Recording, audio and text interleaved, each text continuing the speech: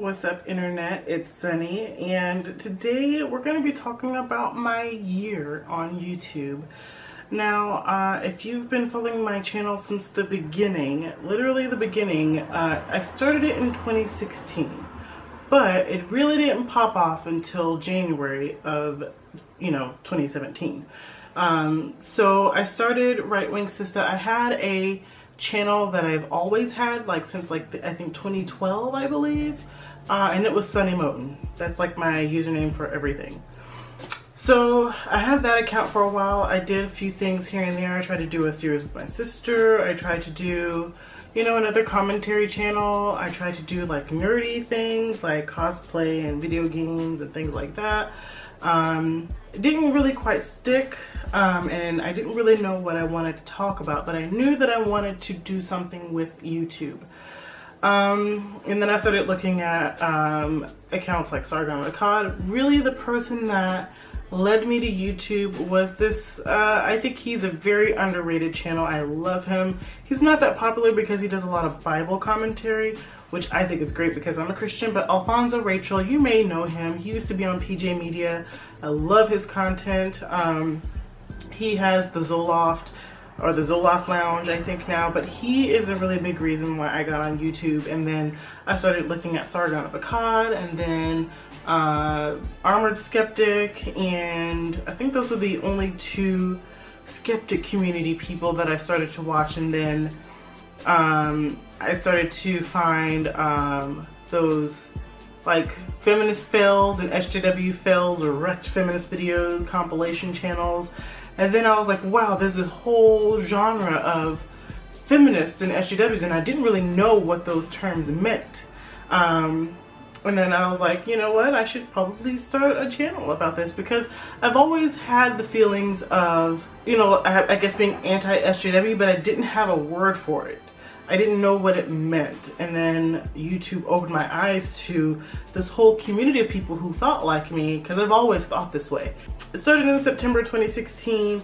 My computer broke, and then I started to upload regularly after I got a new computer, which is pretty slow.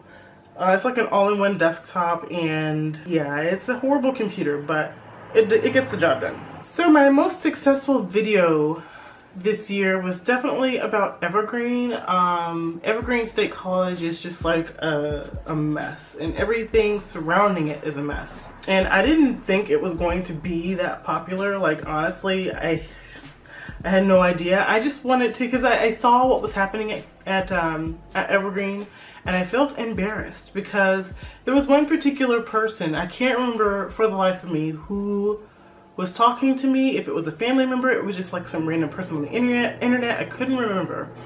But they were like, you should be proud of your people, sticking up for, racial equality or some mess like that, some virtue signaling mess.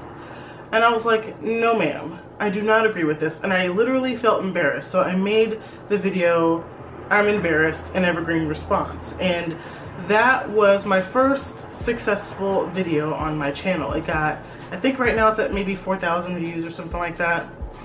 And then I made a sequel to it, an Evergreen response, whenever they had the, I guess like the public statement, like witness testimony type of thing. And I did my video on that. So those are my two most successful videos about Evergreen. My most controversial videos are also, they have one of my most successful ones. They don't have like thousands and thousands of views, but they're successful to me. My most controversial video is definitely debunking race realism. I don't believe in race realism. I think that there are lots of studies out there that debunk it. I think it's more to do with environment rather than genetics. Genetics play a part for sure, because anything can be passed down through genetics, whether it be depression, mental illness, long hair, short hair, lots of stuff is passed down by genetics. But when it comes to IQ, intelligence, how you think, how you act, things like that, it's mostly environment, and that's just my belief. So my video on that, it did not please the people, it did not.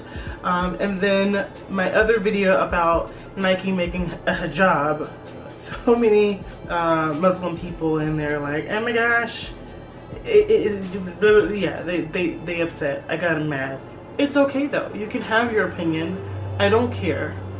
As long as you are thoughtful and, you know, in your responses, or even if you're mean, I don't really care. I'm just gonna do my thing. I also started to live stream, just by myself. I don't use Google Hangouts or anything like that. I am gonna try and bring some people into my streams. We're in talks, me and this other guy from Australia. We are in talks to do a live stream. Hopefully we can make it work. So I am gonna start live streaming regularly for you guys. So that's something that I started in 2017. Didn't think I was gonna be doing that. And if you're seeing my channel for the first time, welcome. I know that I have some new subscribers since you saw me in Blair White's stream. So welcome to Right Wing Sister. Hello. Thank you for stopping by. I also have a second channel, which is my old Sunny Moten account, and I do like makeup stuff, you know, hauls and makeup tutorials and reviews and stuff like that. It's a little neglected because, I mean, I love makeup. I mean, look at my makeup, it slays, girl. I love doing that, so if you do want to check that out, if you're interested in makeup, it's called Right Wing Liner. It's so corny. I think I might change the what you call it, the name of it.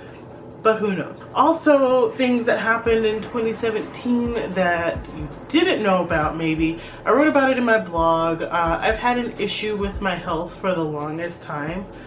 This may be TMI for some of you, but I'm going to go ahead and share it with you because this is what I do. I just like to open up sometimes. So I haven't had a period in almost 10 years. So no menstrual cycle for almost 10 years. And every time I would go to the doctors, they would just throw birth control at me. Here, take some birth control. Get some birth control. I hate taking birth control. I abstain, so there's like no need for me to take birth control except to regulate my cycle, and it's super annoying, and I don't want artificial hormones in my body if I don't have to. I didn't take it. It wasn't working anyway. I still wasn't having a period, so I just like stopped taking it, and I was just like living my life without my period, which was fine to me, but you know, it started becoming an issue. My sisters wanted me to go to the hospital, not hospital, but the doctor, so I did. So I finally found a doctor that just did not throw birth control at me, and they found a very small 3.5 millimeters, so that's super small, a very small benign tumor pushing up against my pituitary gland. And apparently these are common, these tumors are common, and it basically overproduces a hormone called prolactin, and if it's overproduced, it can stop your cycle and can also cause like extreme fatigue, also weight gain, acne, a whole bunch of other stuff. If you just look up pituitary tumor, you'll see all of the side effects, and basically almost all of the side effects that that are listed I have. So that's what I had. I am on medication, which reminds me, go pick up your prescription, Sandra, and also you have a doctor's appointment on Tuesday. Don't forget, because they will charge you, okay? And I am starting to feel a little bit of a difference. It's not major. I noticed that I have, you know, my energy is starting to peak a little bit. It's not 100% all the way there. I am, yeah, it's just, I forgot to turn off the air. I know you heard all of that noise from my heater. It's cold. I live in Texas. If it's below 50 degrees, I'm turning on my heater, okay? Other than that, I am fine health-wise, except for me being totally fat, and I do want to lose weight. I don't want to be fat. Believe me, it is very frustrating being fat. So I am going to try and lose weight in the 2018s. I know everyone makes that goal, but for me it's a little different, you know, with the whole body positivity movement. And I just feel like I don't want to be in that group that people try to virtue signal on your behalf.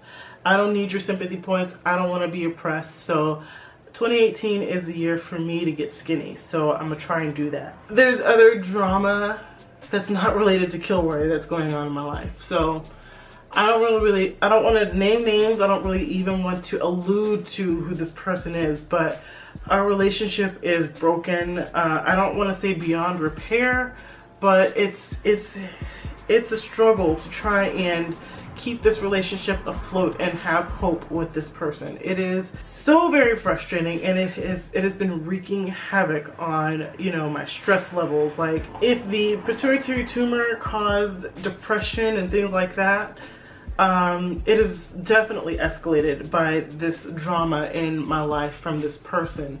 And I love this person to death.